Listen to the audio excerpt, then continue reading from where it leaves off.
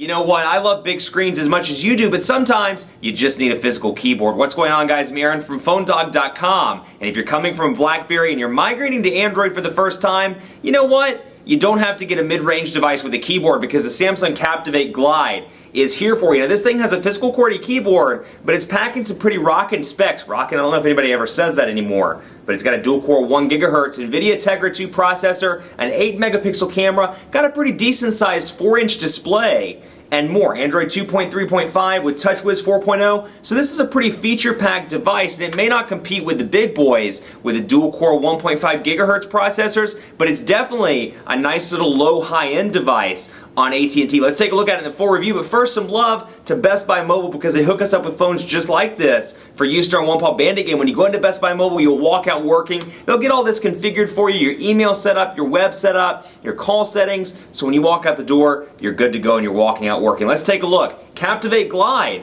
Should you go with a physical QWERTY keyboard or should you go with something like the Galaxy S2? We'll find out starting right now.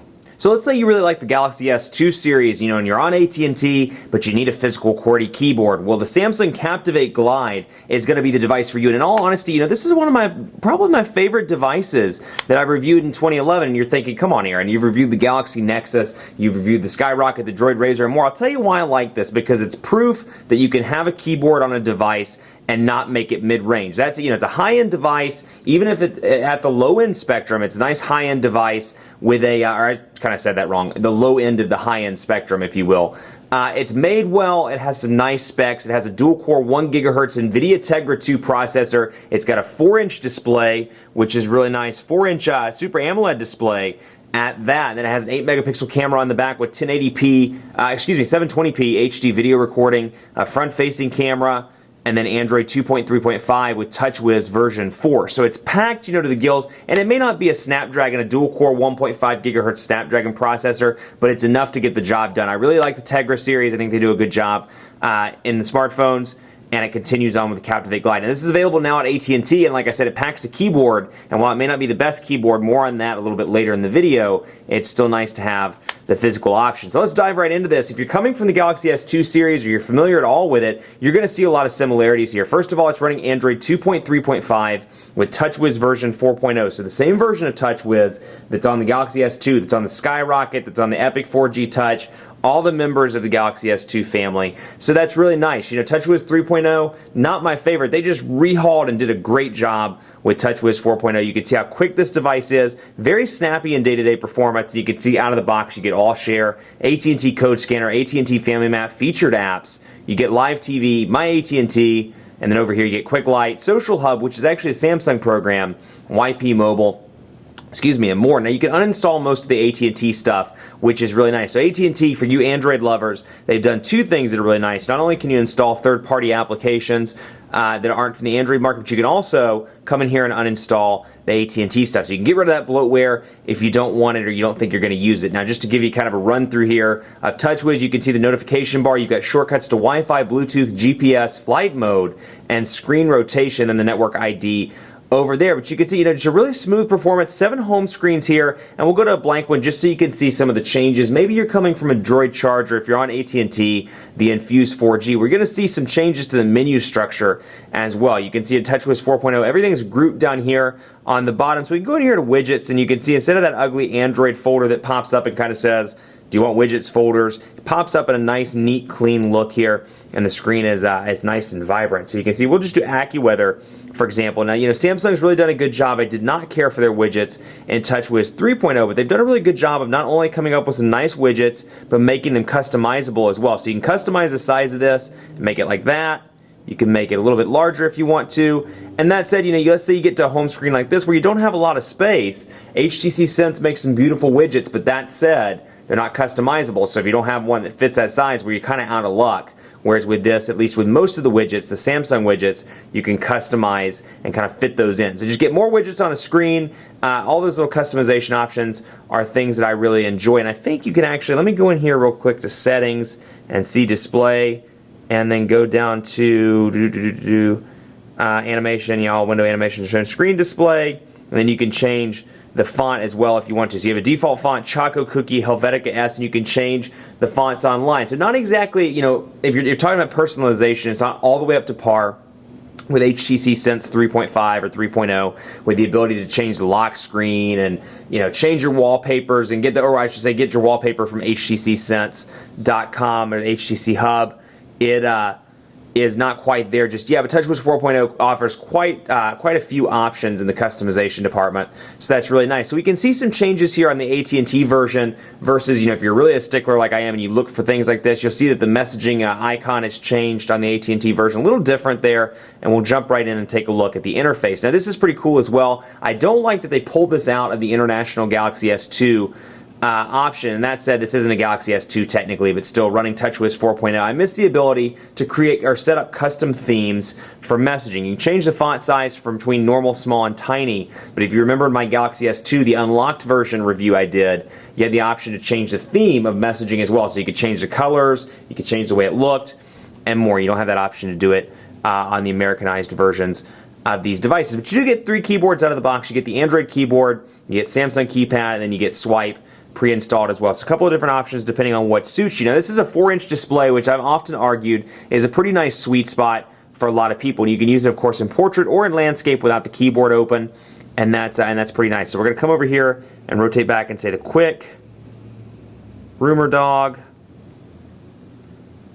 is hungry for some pasta. How about that?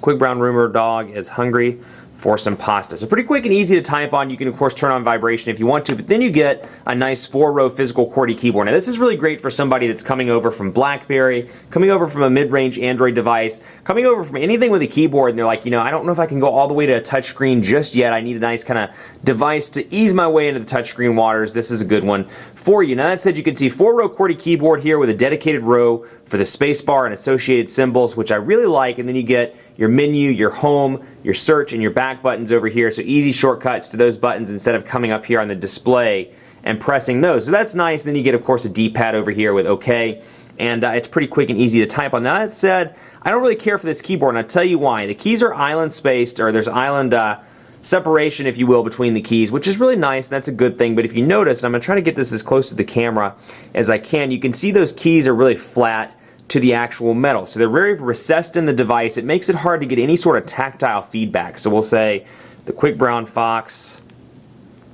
We're going to bring the Quick Brown Fox back really quickly for this video. The Quick Brown Fox is back, or actually Quick Brown Fox is back from vacation. Let's say that. Quick Brown Fox is back from actual shorthand, vacay. So you can see here, you know, it's one of those things, if I'm looking at the keyboard, I'm looking at the keys, it's pretty easy to type on. If I were to close my eyes, or if I didn't have my full focus on the keyboard, it would be hard to figure out which keys were where, with the exception of the fact that the F and the J, of course, have the little raised print on them. That said, you know, I've seen some better keyboards in the market. I've seen the Droid 3, to me, has the best keyboard of any Android device. The keys are very tactile. The rubbery texture makes it easy to type, and they're very grippy as opposed to these, where they are kind of flat, a little bit harder to type on, and the keys are just slightly slanted to the left. Now this may be, you know, I may be being too picky. You may think, well, this is a great keyboard. I've used it before. I really like it, and that's good. But I would recommend taking a look at it in store prior to buying it or committing to it for 2 years. Make sure it's a keyboard you can use, especially if you email or text message on a regular basis. Now, that reminded me, let's take a look at the design of this device really quickly. And, you know, I like it because a lot of these devices, when you look at them, you know, you think, okay, physical QWERTY keyboard installed, it's got to be a bulky device. Well, not really.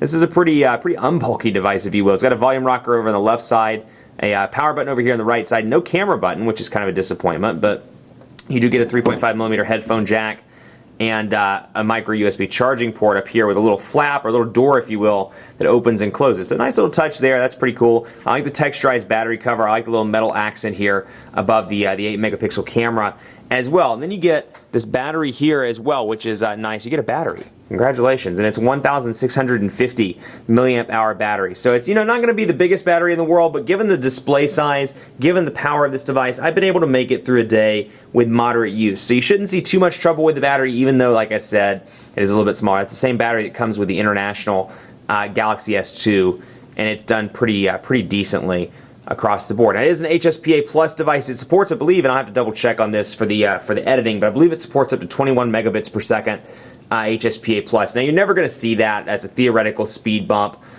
you'll see speeds most likely between 2 and 5 megabits per second, given the, depending on which market you're in. So that's something to keep in mind. But let's take a look at web browser here, and we'll go ahead and load up our favorite site, phonedog.com, and that is not phonedog.com. Let's see here.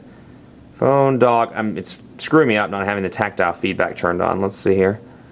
PhoneDog.com. There we go. Hey, Katy Perry debuts a dramatic new hairstyle. It's pretty exciting. Maybe I should do a dramatic new hairstyle. That'd be pretty fun too. So you can see it loads up pretty quickly and easily, and like any of the other TouchWiz enabled devices, I've got a nice little preview section here so I can go and open a new window, come back to the Yahoo page, for example. Let's say I really want to check out Katy Perry's style here.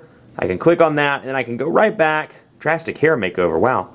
And come back to phonedog.com and see that it's fully loaded. So pinch to zoom, very responsive, and again, this is really where you see that Tegra 2 processor at work. I'm getting a little bit of checkerboarding, but just incredibly responsive performance. And then of course going from portrait to landscape, nice and zippy, no real lag there whatsoever. And I can easily scroll up and down, like I said before, let's say I'm reading this Samsung Devices article from Taylor, transparent Samsung Devices, and I come back to Windows, I can see right where I left off, and go back to reading his article and pick up where I left off. So you have browser brightness, refresh, and more. So typical browser setup here, a typical TouchWiz browser setup, I should say, out of the box on the Captivate Glide. It's a very good performance. Again, if browsing's your thing, if you're looking for just a good all-around device, text messaging, for browsing, for doing some media content, it seems to be good so far. Is it good on the network side? Is it good on the camera side? What kind of apps can you get? We'll find out in part 2.